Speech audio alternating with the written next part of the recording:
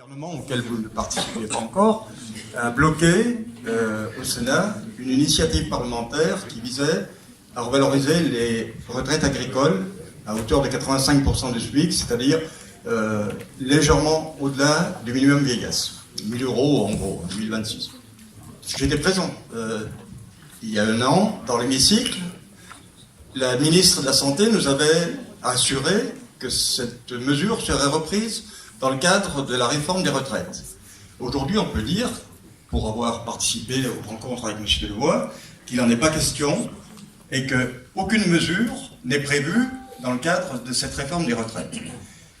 La profession, et c'est peut-être remarquable, dans son ensemble, tous syndicats confondus, est favorable à cette mesure et la demande avec une application immédiate. Donc, ma question est simple.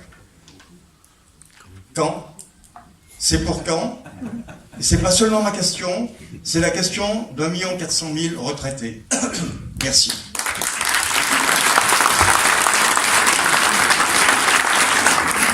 Merci monsieur, je vais vous répondre très concrètement, d'autant plus que j'ai passé plus de 2 heures hier avec monsieur Delevoye pour évoquer ces sujets.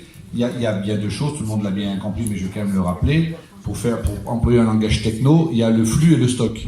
Hein, bon, alors il y a la loi qui va arriver sur les retraites. Bon, il y a des discussions. Moi, j'attache un œil très précis sur les retraites agricoles et mon collègue s'occupe de l'artisanat aussi, parce qu'on est quand même 2 professions qui sont un peu différentes des autres. Je dis pas que c'est plus facile pour les fonctionnaires, parce que c'est pas plus simple. Enfin, pour l'agriculture, il faut regarder. Mais là-dessus, il n'y a pas que les syndicats agricoles qui sont unanimes. Il y a tous les partis politiques qui sont unanimes. Puisque à l'Assemblée nationale, je parle du contrôle des députés, il y a une proposition de loi qui va être déposée par à la fois M. Chassaigne, qui a déjà déposé, qui est le président du groupe communiste, comme des députés de LREM, comme tout le monde. Voilà. Donc moi, ce sur quoi je me bagarre aujourd'hui, ça coûte en gros 500 millions d'euros. Voilà. C'est de faire en sorte qu'on ne peut pas aborder les retraites de demain sans essayer de régler les retraités d'aujourd'hui.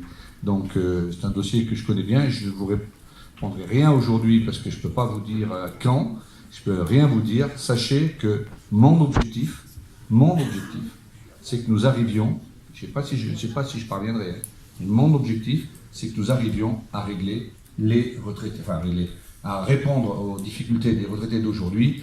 Et excusez-moi de vous dire que 85%, c'est quand même pas non plus la mer à boire.